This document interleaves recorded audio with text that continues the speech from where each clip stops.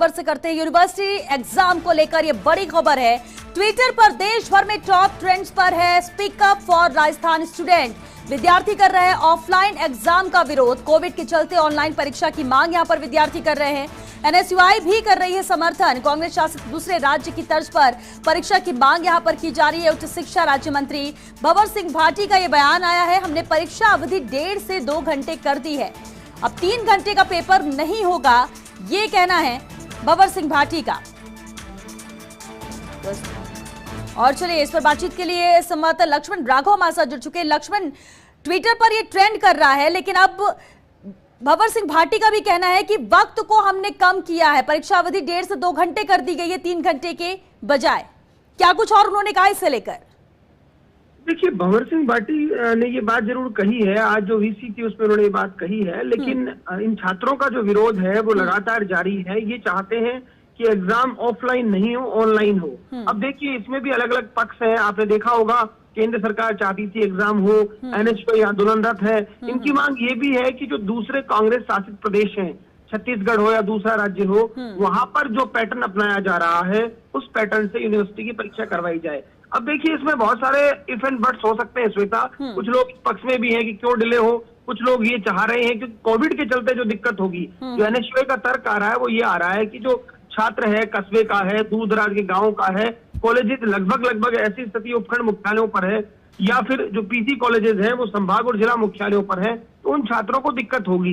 इस बात को ये कह रहे हैं। और खासतौर पर देखिए, कुछ जिले तो वाकई जो कोविड के चलते बहुत ज्यादा एक तरह से कहिए जहां संक्रमण है, लगातार 100 से ज्यादा पेशेंट्स आ रहे हैं, उन जिलों को छात्र ज्यादा कहीं ना कहीं चिंतित है।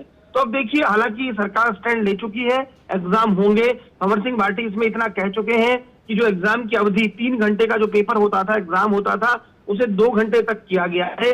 प्रश्न पत्र जो है उसमें भी कुछ प्रश्नों में तब्दीली हो गई है, यानी अब कम करने पड़ेंगे क्वेश्चन। तो ये एक तरह से उच्च शिक्षा राज्य मंत्री की तरफ से बात आई है। और यूनिवर्सिटीज ने जो टाइम टेबल जारी किया है उसमें भी ये उल्लेखित है कि ऐसा किया गया है। अब सवाल ये है कि छात्र उसके बावजूद अड़े हुए हैं।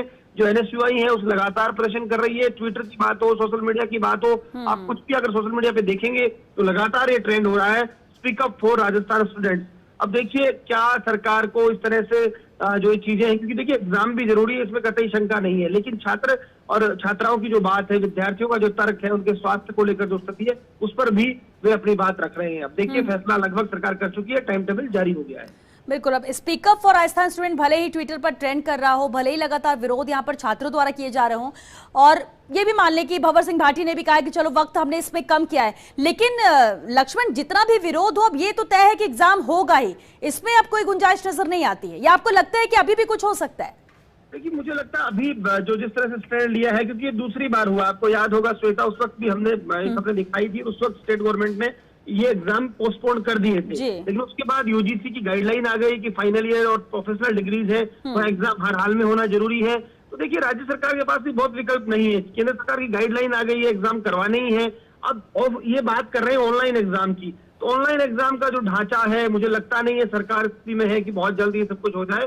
तो अभी जो लग रहा है, हालांकि देखिए छात्र आंदोलनरत हैं, लगातार प्रदर्शन कर रहे हैं, क्या हो सकता है कुछ कहा नहीं जाए, लेकिन मुझे लगता है मोटे तौर पर सरकार ने मन बना लिया है, एग्जाम होंगे, टाइम टेबल जारी हो गया है, और मुझे लगता नहीं है अब इसमें कुछ बहुत ज्यादा तब्दीली होंगी। लेकिन जो एनएसयूआई के लीडर्स हैं, जो छात्र हैं, वो लगातार जुटे हुए हैं, वो अभी भी ये मांग कर रहे हैं ऑनलाइन एग्जाम हो ताकि उन्हें दिक्कत कम हो। इसमें वो कुछ और भी तर्क दे रहे हैं, जो है ओपन बुक एग्जाम करवा लिया जाए ऑनलाइन में, ये तमाम चीजें हैं, लेकिन बहुत सारे इसमें अड़चने भी हैं, ये बात भी हमें साथ में समझना होगा। लेकिन फिर भी देखिए, आवाज जो है उनकी पहुंचाना हमारा एक दायित्व है, वो हमने पहुंचा दी है। लेकिन इसमें 2 तर्क है, कुछ लोग कह रहे हैं एग्जाम होने चाहिए, केंद्र सरकार का भी यही वो रहा, इसी के चलते, गाइडलाइन के चलते, यूजीसी गाइडलाइन के चलते एग्जाम हो रहे हैं। बाकी यहाँ एनएसयूआई का स्टैंड ये है।